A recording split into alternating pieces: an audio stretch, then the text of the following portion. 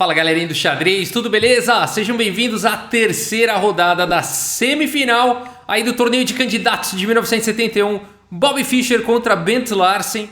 Aqui então a semifinal é o melhor de 10, é um match entre esses dois jogadores, melhor de 10 rodadas. As duas primeiras rodadas terminaram em vitória pelo Bobby Fischer. E aqui temos a terceira rodada, portanto, Bobby Fischer de brancas abre a partida com o peão do rei. E o Bent Larsen vai para a defesa siciliana com o lance C5. Cavalo em F3, D6, D4, C por D4 aqui pelo Bent Larsen, cavalo por D4 pelo Bobby Fischer, cavalo em F6, cavalo C3. E aqui o Bent Larsen vai para essa variante clássica aqui com cavalo em C6. Bispo C4 pelo Bobby Fischer, E6. E a manobra, a assinatura do Bobby Fischer, bispo B3, ele costuma fazer isso em suas partidas, deixando o bispo aqui em segurança. E, além de tudo, sempre bloqueando também ataques na coluna B, depois que o bispo já saiu e tudo mais, o peão de B está defendido. Então é um lance que cumpre várias funções e é a assinatura do Bobby Fischer, bispo B3. Bispo em E7 aqui pelo Bent Larsen, bispo em E3 desenvolvendo. E não fica muito claro aqui se o Bobby Fischer vai querer partir para uma estratégia como F3, dama D2, grande roque, G4 e aí por diante. Ou se ele vai querer dar simplesmente o roque na ala do rei. Vamos ver. Aqui roque pelo Bent Larsen e agora F4 pelo Bobby Fischer. Opa, já atacando na ala do rei. Bispo em D7 e agora roque. O Bobby Fischer deixou claro agora as suas intenções. Ele vai partir para um ataque na ala do rei, mesmo dando um roque aí curto, né? Não vamos ter roques em lados opostos. A6 aqui pelo Bent Larsen e agora F5. O Bobby Fischer parte já para o ataque imediatamente. Dama C8, colocando mais uma defesa aqui no ponto de E6. Mas agora depois de F por E6, bispo por E6, cavalo por E6 e F por E6, o Bobby Fischer faz um lance muito forte nessa posição, que é o lance cavalo em A4. Esse lance é perigoso demais.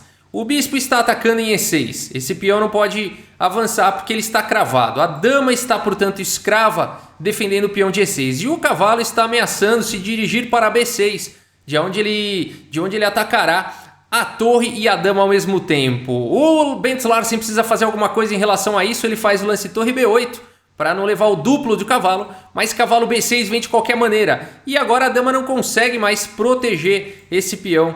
Aqui de E6, a casa de D7 não está disponível, portanto a partida segue com dama em E8 e agora já no lance 16 aqui, bispo por E6. O Bobby Fischer já tem um peão a mais, é detentor do par de bispos. As pretas têm um peão enfraquecido aqui na coluna D.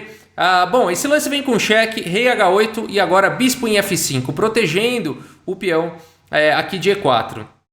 A partida segue com cavalo em E5, dama D4, uma dama bem centralizada, dama em H5, cavalo D5, melhor colocando aí o cavalo, cavalo por D5, dama por D5 e agora dama em E2, um lance perigoso, agressivo, ataca o bispo, ataca o peão.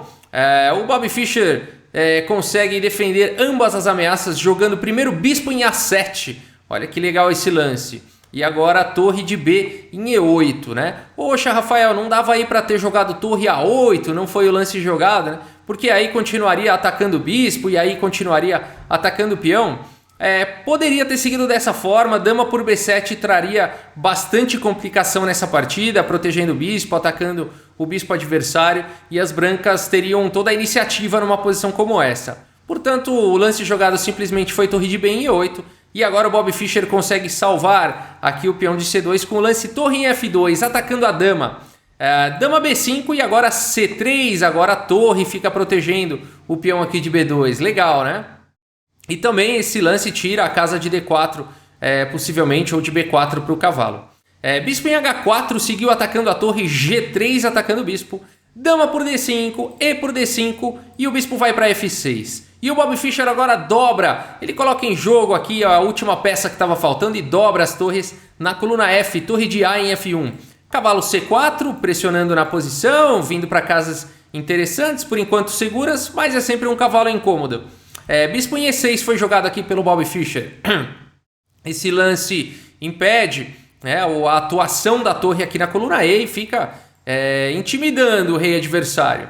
A partida segue com torre em A8 atacando o bispo do Bobby Fischer, bispo em D4 propondo as trocas. Esse bispo de casas escuras poderia se tornar uma peça muito perigosa, né, por conta do rei não ter mais o peão de F2, o rei das brancas não tem mais a cobertura do peão de F2 e poderiam existir muitos tipos de ataque aqui nessa longa diagonal. Então o Bobby Fischer já lida com isso imediatamente com bispo D4, bispo por D4, C por D4, torre por F2, torre por F2. E a gente vai para esse final. O Bobby Fischer permitiu aqui ficar com peões dobrados para eliminar o bispo do adversário.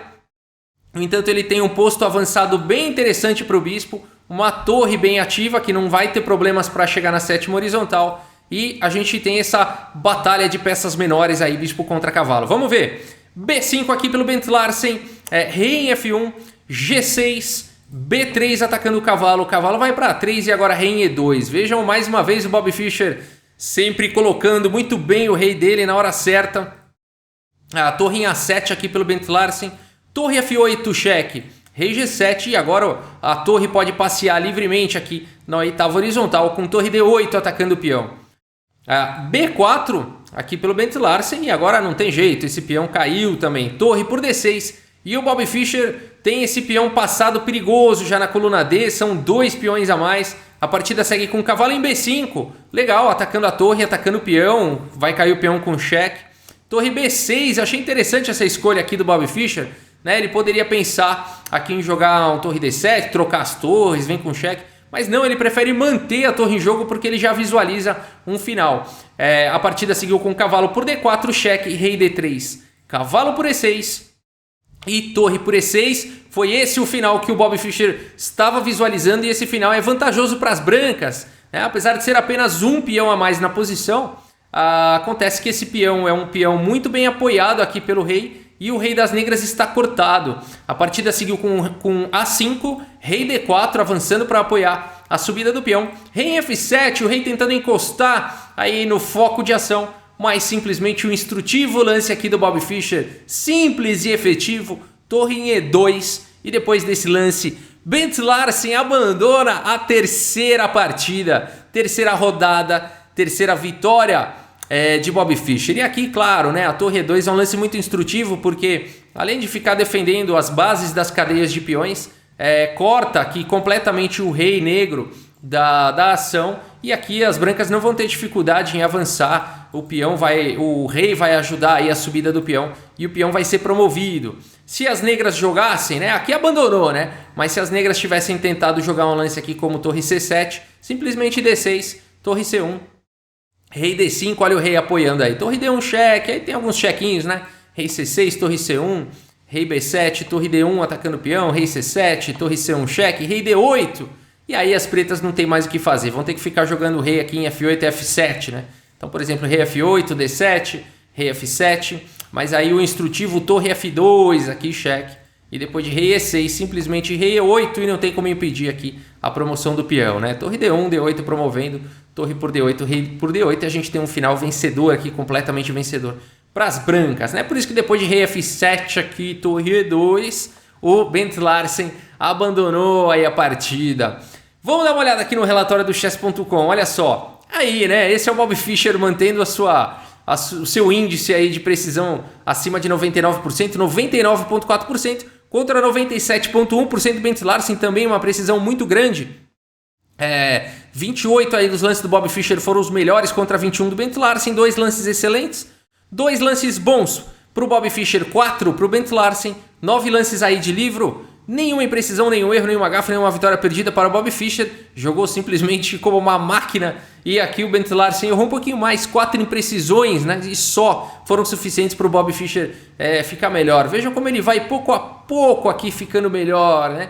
Agora, vale dizer que o Bobby Fischer, logo na abertura, o Bent Larsen não jogou da maneira mais precisa, né? Vamos voltar aqui, ó. Vamos fazer análise nessa posição. Depois que o Bobby Fischer jogou o lance F5, a posição, claro, é delicada aqui para o Bent Larsen, né? Ele faz o lance dama C8, que faz todo sentido, mas essa configuração da dama em C8 e da torre em A8, a gente viu que depois custou caro, né? Custou alguns tempos. E a pressão em E6 e tudo mais fez com que o Bobby Fischer ficasse melhor logo no começo da partida, né? E o que fazer então nessa posição, né? O Bent Larsen poderia ter considerado aqui um lance como cavalo por D4, aliviando um pouco aí um dos atacantes aqui de E6, ao invés de trazer mais um defensor. E aí depois de bispo por D4, simplesmente E5, a gente teria uma posição um pouco mais equilibrada. É claro que as negras vão ter a dificuldade desse peão atrasado em D6, as brancas vão ter um espaço maior na ala do rei e provavelmente um ataque na ala do rei. Isso tudo poderia se desenvolver a muito longo prazo, né? Mas as pretas teriam totais condições de tentar também buscar oportunidades, alguns tipos de contra-ataques. Então essa continuação ofereceria mais equilíbrio do que realmente o que foi jogado na partida, que não foi cavalo por D4 e sim dama C8, que aí cai numa sequência forçada, né? F por E6, bispo por E6, cavalo por E6, F por E6, e depois de cavalo E4 as brancas já estão bem melhores. E o Bobby Fischer soube carregar essa pequena vantagem da abertura até o final da partida, né? Isso que foi legal de ver. Quando o Bobby Fischer tem uma pequena vantagem, é muito difícil dele largar. Ele, em geral, leva aí até o final. Beleza, gente? É isso. Vamos ver como é que continua, então. Posição agora complicada para o Bent Larsen, né? Enfim, 3 rodadas aí, 3 vitórias para o Bobby Fischer. Muito difícil aí a situação do Bent Larsen. E a gente vai ver como é que continua esse match nos próximos vídeos. Tá bom, pessoal? É isso. Muito obrigado pela audiência. Um grande abraço para todos vocês. E até a próxima. Valeu!